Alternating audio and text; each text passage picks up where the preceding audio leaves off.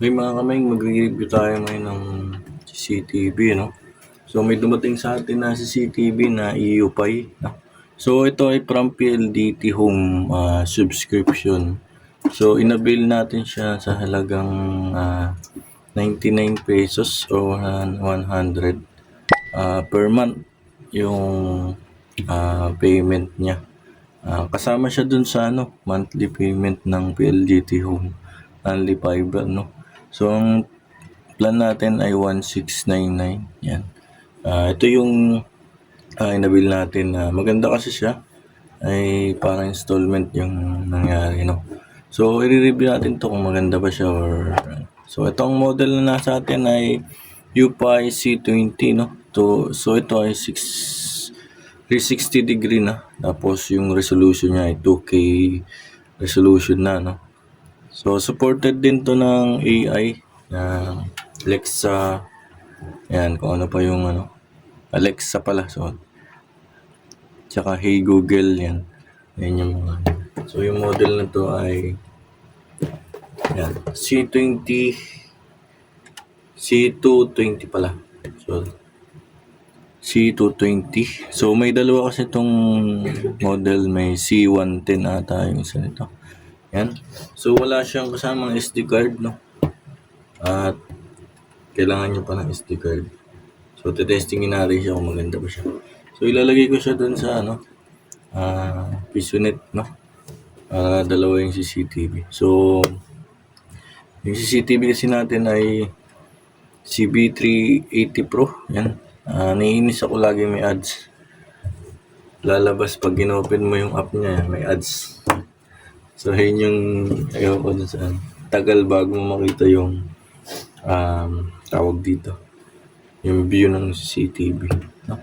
So testingin natin yung ating pre na Abidos and SD card.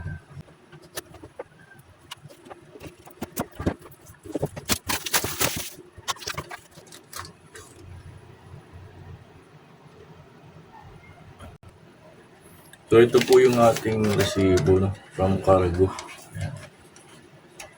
Galing sa PLDT. Okay. So yung mga laman ng box ay ito. Mamaya na natin yan. Tabi lang natin dyan. Kasama naman ito, lagi namang adapter ng yan.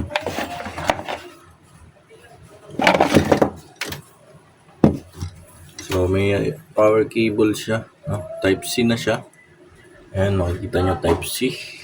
Then siguro mga nasa 1 meter to or 1.5 meter. So meron siyang pang wall mount or wall mount holder.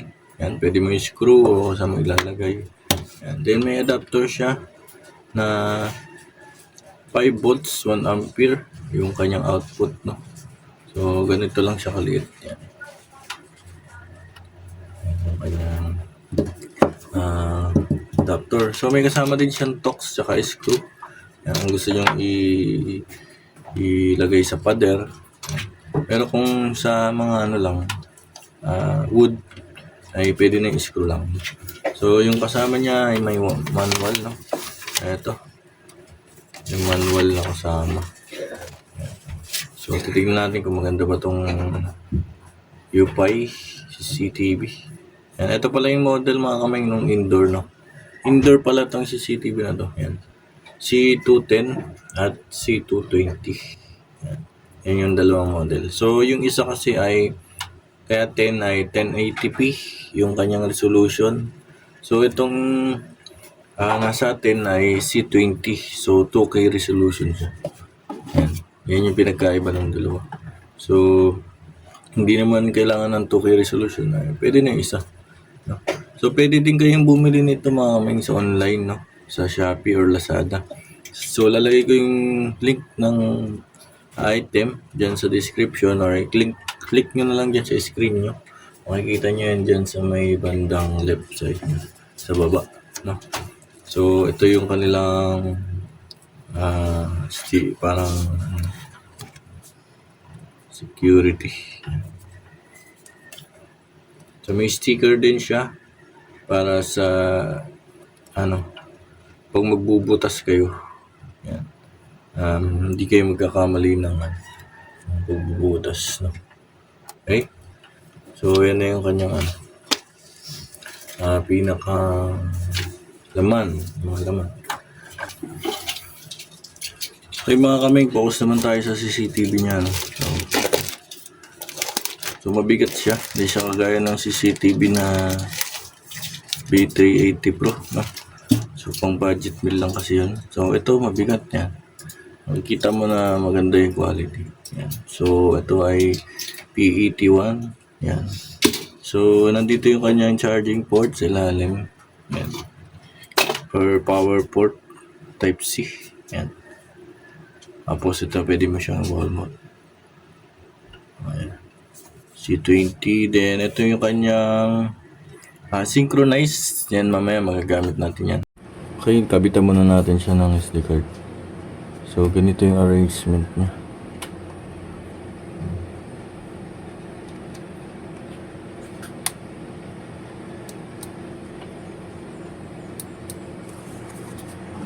Tapos input natin yung power.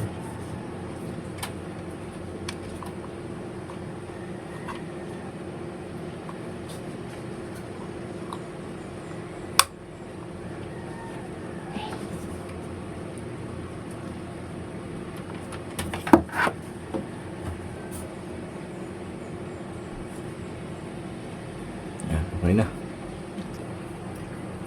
Okay mga kaming, punta tayo sa Play Store, no? Then, nahanapin natin to. So, itong application na to ay security app, pre-EU security app application. So, hanapin natin to sa Play Store. Yan, download lang natin to. Then, set up na natin siya, no? Yan. So, hanapin muna natin sa Play Store. Then, punta tayong Play Store. Type natin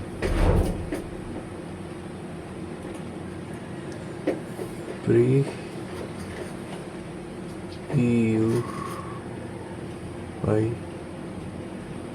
security app.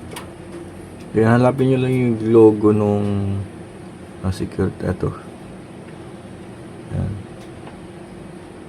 Download lang natin yan.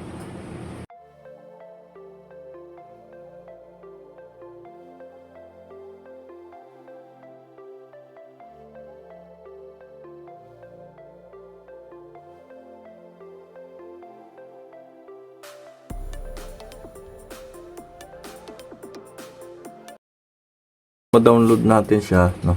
Then open lang natin. So pinower ko na yung ating CCTV. Yan. Kita nyo may LED light indicator. So isi-set up na natin siya. Yan. So lang natin. So iikot siya. Kasi siya nakaharap. Ayusin natin. Yan. So agree nyo lang yan. Next nyo lang. Then sign up, sign in. So yung email na lang.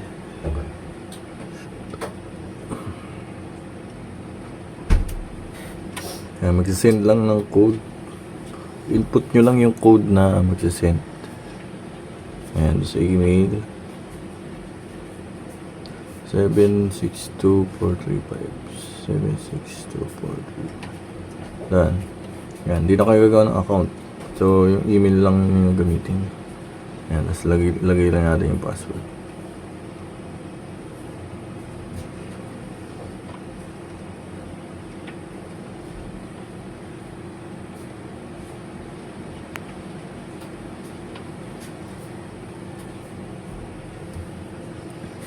Yan, lagay yung special character.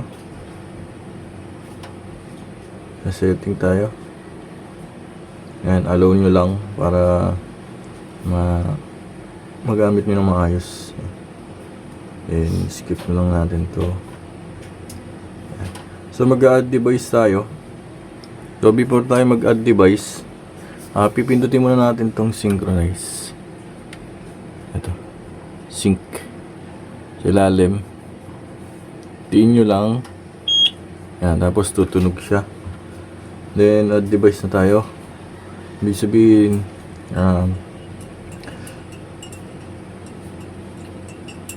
nagko-connect na yan. Yan, allow nyo lang Bluetooth. So, wired camera. So, ito, select natin yung wired camera. Yan. So, hanapin nyo lang yung model ng CCTV nyo. Yan, kung anong CCTV. So, atin C20. So, C220. Yan, ito siya. Then, add new home. Next. Scan natin yung nasa likod niya. Ito. Yan. Para ma-scan niya yung serial number at MAC address. So, kukonect natin siya sa Wi-Fi, no? So, connect to router.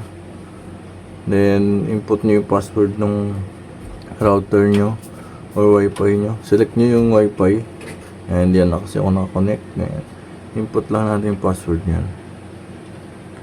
Lagay nyo lang dyan. Nalimutan ko pa ata password. Try nga natin. Yan. So ngayon natin, pipindutin natin yung synchronize.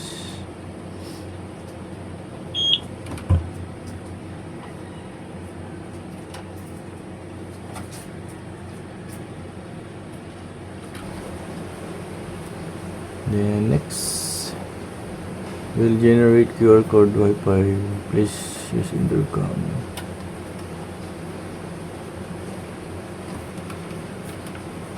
I-scan natin. Ayan.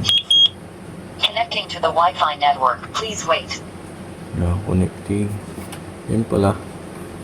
Scan pala natin yung ating cellphone. Ayan, connecting na siya. Ayan, kukonect na siguro to. Mali pala yung ginawa natin nung una. Setup was successful. Ayan, successful na. Ay, ganun na pala. So, enter nyo lang sa nilalagay. So, pakalang ko lang siya ng PCNet, TV. Tapos yung model niya, C18, Q18. Okay. Sabi na siyang tatlong ano yung gusto yung gamitin niya. Notification, W, etc. So, wala nang mabigyan. Next lang natin. Microphone, enable audio recording while record. Enable lang natin itong audio record. Para narinig natin. So, format microSD detected. Next lang natin. Yan. Asasikin natin siya lalagay. Ano sa class. So, yung mga date niya. Ano siya install yan. Next. Next. Yan, successful. So, yan, maganda na. So, makikita mo, ay, baliktad yung camera natin. Ayan. So, pwede siyang DI tracking. Yan. So, enable lang natin yan. Okay, calibration siya. So, wait lang natin matapos.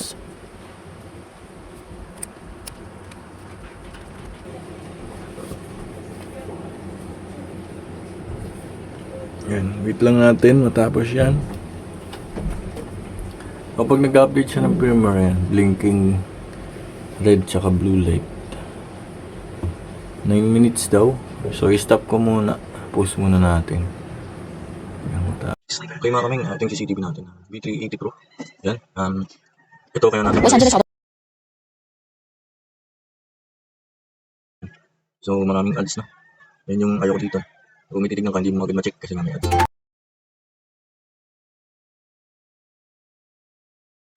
Ayan. Nagda-direct siya dun. Sa Shopee, Lazada. Ganun. So, kailangan natin yung malinaw. Ayan. So, tingnan yung malabo. At yung papalit. So, ito yung in-upgrade natin. Or in-build natin. UPI. Yan. So, ito magandang gamitin. Ayan. Pili tayo. Pagka set up ay dito na agad. So, nakikita mo na agad yung mga wala na express na. So, ito ay 2K resolution na din. Maximum, ito natin 80p.